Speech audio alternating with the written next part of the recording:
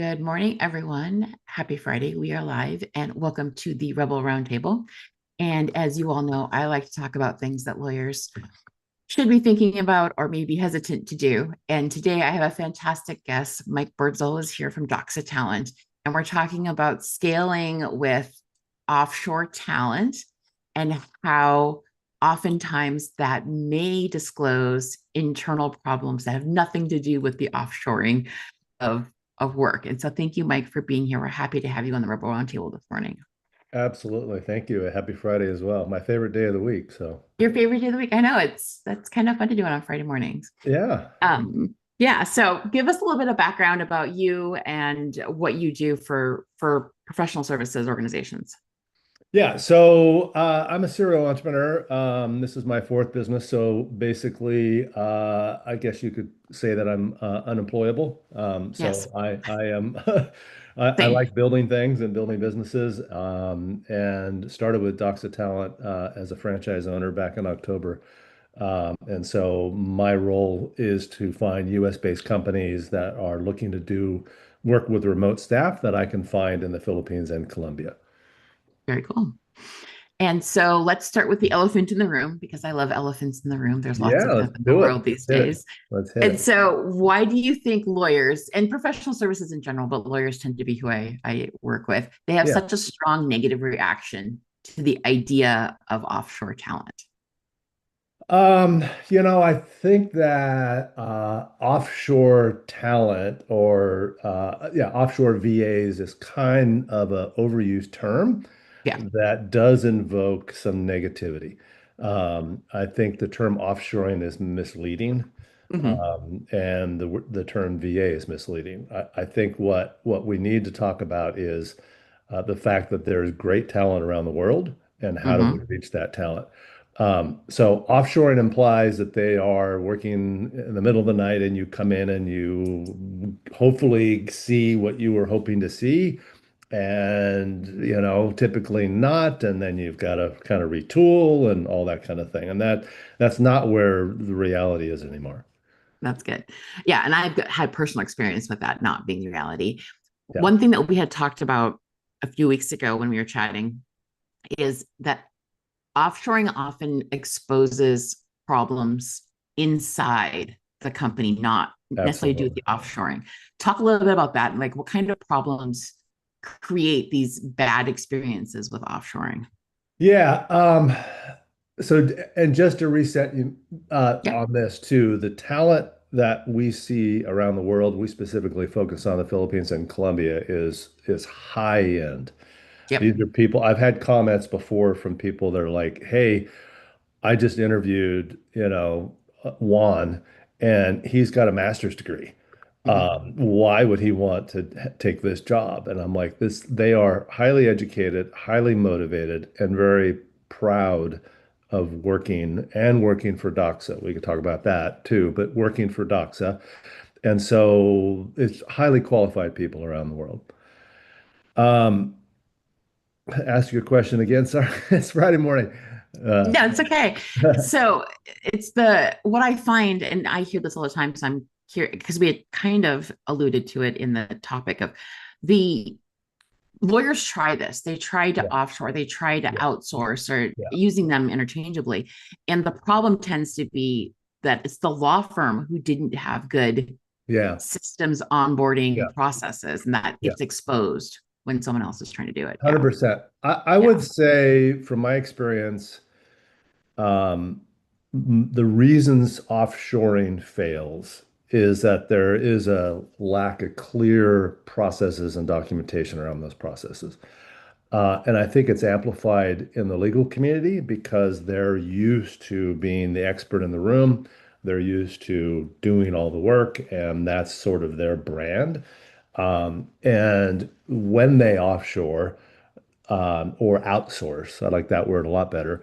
When they Yeah. outsource for something, they haven't thought about that. They haven't worked through the processes and the statements of work and all of that kind of stuff.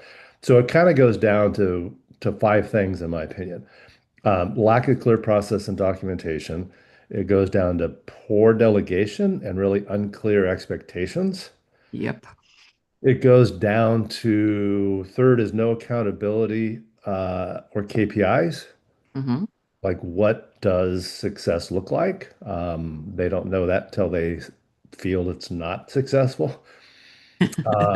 Fourth is treating your outsourced staff like a vendor instead of a team member. And then expecting your outsourced talent to fix existing operational chaos, I would call it. Yes. Those to me are the five things that I see, right? Yep. And I totally, so as I was thinking about our topic today, just a personal story, right? So Mhm. um, my wife sends me to Costco to get butter, and she puts on my list butter, right? And I Yep. go to Costco and I go to the butter place and I look and it's not as simple as butter. Mhm. I had no idea there was salted and unsalted butter. I had no It makes a idea difference. there was Irish butter. Yep. I had no idea. I was sent to buy butter. Hmm. So I come home with butter and my wife is like, "What is this?" I'm like, "Well, it's butter. I don't know any difference, right?" Uh, and then I realized it's not even just salted, unsalted, and Irish. Now there's cubes and there's blocks. Yep. Different So versions of it. the lack of definition to Yep. just get butter is an example, a personal example Yeah. of Yeah. how I see it, right? I have to Yeah. be able to tell people how to do things and have a way to measure their success. And then I have to treat them as part of my team so that they want to continue to do that so that I don't have to do it again for somebody else. I see so many firms where they don't have any systems, they don't have any, like everything Yeah, has been institutionally passed down from the right, person who trained them before. And right. it's really hard for those lawyers and law firms to take the time Yeah. to create that. Do you have any like ideas or recommendations that you make for law firms who are considering outsourcing? Like, what's the first thing they should do? Well, the first thing they should do is realize it is going to take some of their time, Mm-hmm. right? So to me, it's got to be a kind of a cost benefit analysis, a pain threshold of like, I need to do this now. Yep. So unfortunately, what happens is that means they're in a hurry. And that means Mm-hmm. they need somebody now because they've gotten to that part. And in my opinion, in DOXA's business model, that's not the best way to hire somebody. Right. The best way to hire somebody is to do the work up front and then let us do the work to find you the right person. Mm-hmm. DOXA's business model is not quick. Yep. We make our money when we find the right person the first time that stays with you a long time. And Yep. so it's not going to be somebody next week. It's going to be somebody in 5 weeks, right? That makes So sense. Yeah. understanding that reality and then sitting down and going through like, what is it that I need to be done? How do I do it? Even Yep. recording yourself doing it on a loom Exactly. or Yep. whatever. ChatGPT is a wonderful tool, right? Maybe. To kind of go through that and say, here's what I'm trying to do. I'm trying to set up a process to be able to accomplish these things. There's great prompts that you could do. Mm-hmm. So my job is to take a job description and find that person in the Philippines and Colombia, Yep. but that's oversimplifying this, right? My Right. job is to consult with you to try to really fine tune what exactly you want this person to do and what does success look like. Mm-hmm. So really sitting down and going, what does 30 days look like? What does 60 days look like? Am I going to be happy if they hit this milestone on Yep. this date? Um, if I could wave a magic wand, what does success look like? What does my day look like if I hired this person? So Mm-hmm. just kind of visualizing some of those pieces is super important. And I think that's by the time a lawyer is willing to like admit that they need outsourcing because we won't admit that we need anything because we can do everything ourselves, Yeah. it's almost to the point where anything gets thrown out there and they don't actually know what they need because they don't walk through that. And it's good to hear that you actually sit down and look at like what do we need them to do, who would be the best fit for this type of thing, Yeah. and work through it that way. What kinds of, I would say tasks, but what things are usually like Bottom low of hanging the fruit? bottom, Yeah, is what it is. so anything that's going to be so systems, processes, anything that can be followed Mm-hmm. is really easy, right? So we're talking about executive assistants, we're talking about back office, bookkeepers, finance roles, Okay.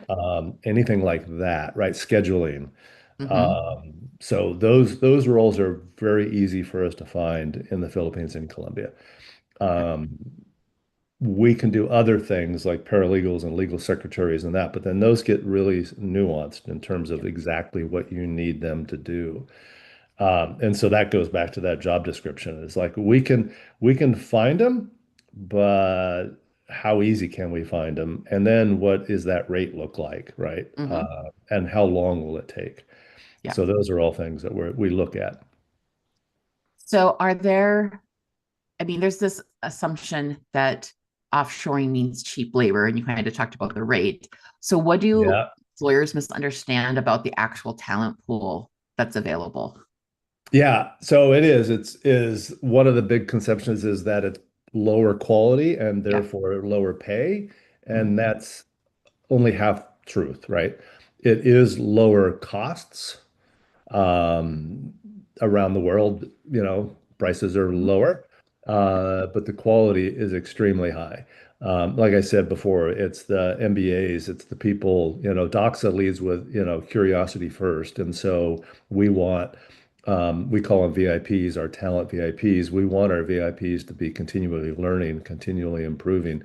And so when you talk to our talent and our VIPs, high quality people, English as a second language, but required in the Philippines from Yep. kindergarten on up. Yep. So the language is great.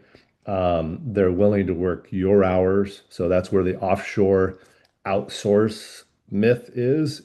They're not Mm-hmm. working overnight unless it's a job that they don't need to work their graveyard. They're happy to have the work and they're motivated. Good. On a side note, what we're finding in the US is that we have a decreasing population, Mm-hmm. and we have a generation that really doesn't want to work certain jobs. Mm-hmm. Let's say that very tactfully. And so it's hard to find people Mm-hmm. at a reasonable rate that want to do a certain type of work. Yeah. Yeah. We don't find that in the Philippines and Colombia. We find people that are very motivated to work and happy to have the job and appreciative to have the job. Yeah. So, and I see that all over. I've worked with a couple of technical type people out of the Philippines, and I was very impressed by like all the things they did. So I have not had the experience that others have had with the lower quality. But I also had a good idea of what I wanted them to do and was able to There you go. explain that. So Right, right. one of those things, yeah. Yeah. Um, there are so you're talking about KPIs and what does success look like? What are some examples of how a firm can measure their outsourcing? Well, what it obviously depends on the role, right? So different Mm-hmm. roles are Yep. going to have different KPIs. And I'm kind of a pragmatist. I like to look at it and go, okay, what would success look like? Like we talked Mm-hmm. about, just sort of visioning this out. And so if it's an executive assistant, what do I want them to be doing? I need a response back in 24 hours. I would like a list of hot or important emails that came in that I need to address first. I need you to manage my calendar and make sure that I'm not double booked and remind people that I've got, so it's really role by role. Bookkeepers the same way. I need my reconciliations done by the 5th of the month. So it's outlining what KPIs are important to those different roles. Mm-hmm. And just Yeah, the and deadlines too are really important, I think, yeah, to make yeah, sure that yeah. on the Deadlines. And then clear ownership. What do I want you to do? It's also nuanced around not just tasks, Mhm. but I want you to think outside the box a little bit, right? I want you to make sure I'm not double booked, but if I am, I need you to move things around and book it again, right? I need you Yep. to take initiative and do. So those are sort of the nuances around cultural fit and that kind of thing. Yeah, and that's important too because I do find that there are the task people that just do exactly what's written Right, in the procedure manual, and then there are those that you want them to take initiative because and think outside the box kind of thing. So, right, right. um, one thing you had mentioned about the five key things that you look at was team culture, and I have seen this where it was almost like the outsourced team was treated like a completely different, Yeah. not as part of Entity. the An firm. Yeah, entity. Yeah, exactly. yeah, yeah, yeah. Yeah. So talk about that a little bit. Yeah, so again, this is not we're not a it's not a vendor relationship. It's not somebody, it's not TaskRabbit where they're just going to plug in some numbers in data entry and then they'll be done. This is a staffing strategy. Okay. This is a way for companies and law firms to scale Hmm. and grow their business without massively growing their costs. Right. And so we want this person to be seen as another team member. They could be, if you're working remotely with other people, why not work remotely with people in the Philippines and Colombia?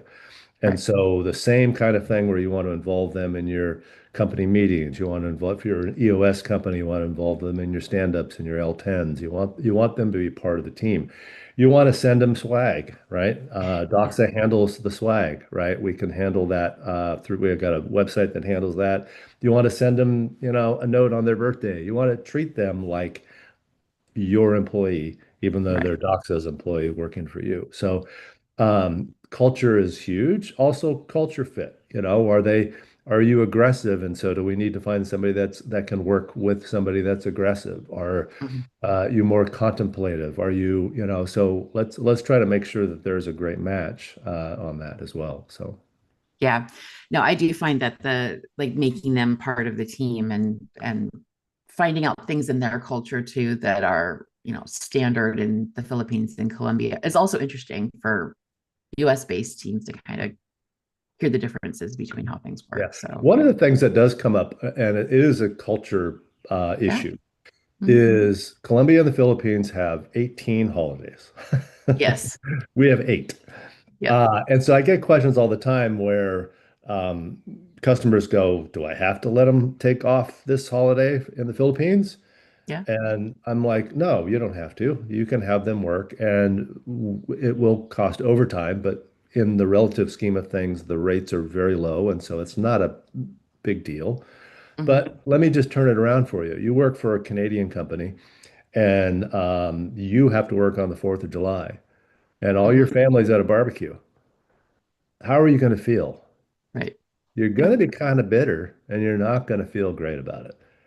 So, really, let's look Yeah. at it from that standpoint. I think turning around and looking at it from the other side too. And also, I mean, the US is widely known for our stinginess with any type of vacation and holidays compared to most countries in the world. I Yeah. would probably turn around and just give all my US staff the Philippine holiday. You know what I Yeah, yeah, mean? yeah, So yeah. I would be like, Yeah. we're all gonna, have days off because Yeah. Well, it's it just, gets kind of sticky for customers that are doing tax because yep. the Philippines has a bunch of holidays around Holy Week. Okay. And Yep. and that's right around the 15th of Yep. April. And then they have a holiday right after that kind of thing. So you're like, you can't. So, we just worked Yeah. that and they understand that as well, right? Yeah. And again, it's talking and communicating Yeah. expectations is Yeah. probably the biggest. I always talk to firms and people, and they're like, well, I think everybody knows this in the organization. And I'm like, you know it because you talk to your right hand person, but Go back no to one that else knows. butter example. I don't know. Yep. I don't Yep. No one know. else knows. And we No feel one like else. we're over communicating sometimes because we're in the middle of it, but Yeah. really no one else is in the middle of it. So they have to hear about it more. So, Yeah. And part of that too, it also goes back to that job description, right? So it's yep. if I take a job description and I give it to my recruiting team and they're fantastic. I mean, I've got eight Yeah. recruiters in the Philippines and Colombia, right? They're great. Mhm. But they can only read that document and they can only go off what I wrote on that document. So if it's not clear and concise and it's not laid out correctly and there's not KPIs and there's not all that kind of stuff, we're not going to find the right person. Right. Yeah. So if a firm is feeling already overwhelmed and chaotic, just Mhm. going straight to outsourcing without thinking about it probably isn't a good idea. Do you think No, they should at least go through their day and figure out the types of things that they would maybe you want to know, outsource? Yeah. after four businesses, I've done this, right? Hmm. I would do baby steps. I would take the Hmm. one thing that you just keep pushing off your to-do Yep. list. I'm a big Yep. task to do guy, and there's things that I just continue to move on my calendar. And then I have to decide, are they really that important if I keep moving Hmm. them? Or do I just need somebody to help me do that? And then just Yep. take that one task. Um, Now, it may be small. It may not fit with what we do. We are a full-time, so all of our people are full-time Yep. working for one customer. And so it may not work for us, but there are other options out there. But taking one thing and outlining it and writing a process. And by the way, you're going to want to take vacation at some point. You might Really? get sick at some point. Yeah. So wouldn't it be nice to have your business run forward and continue? Yeah. I think people underestimate the benefit of having things written down or documented Oh, with yeah. how things are done. Like you realize it when you need it, but when you need it is when you don't have time to do it. It's too late. Yeah, Yeah. it's too Yeah. late. Yeah. So And we all do that. It's all yeah. inherent, you know. Yeah. I Um, mean, I'm the same way. I'm very good at telling other people what to do, but I'm not really great at actually doing them myself. So uh, okay, that works. Well, we make it a good combo. I'm good at doing stuff. I'm not good at saying why. So that's great. but I mean, that's also like the business owner, like the visionary mentality of a lot of business owners have like the big ideas and the things, but they can't actually get things done because they don't have the doer side of. And so you have to have that balance and finding people that complement. 100%. Yeah, Yeah. there are doers and there are visionaries, and Yeah. they need help. I'd like to think I'm a little bit of both, based on Yeah. my business experience. So yeah, You kind of have to, like, if you're an serial entrepreneur, like we both are, you kind of have to be a little bit of both. But yeah, yeah, otherwise nothing ever gets done. But no, yeah. no, doesn't work. So for Doxa, Yeah. how does someone reach out to you to start exploring outsourcing? Yeah, so email is probably great. I can provide the email address and a website, but sending me an Yep. email is the best way to get a hold of me. Okay. Mike at doxatalent.com, and that's DOXA talent.com. And I'll put that in the Um, show notes so that okay, everyone will be yeah, able to see it. great. Yeah. And super casual. I'm very consultative, and like I said, very pragmatic. Let's look at the situation. Let me analyze what the problem is. Let me see what success looks like, and then we can talk about solutions, right? Okay. And I like to really just baby step down the path um, toward a job description, and then I take that job description and I share it with my recruiting team Mhm. and say how, give me I call it a market scan. Tell me what the market looks like for this role. Yeah.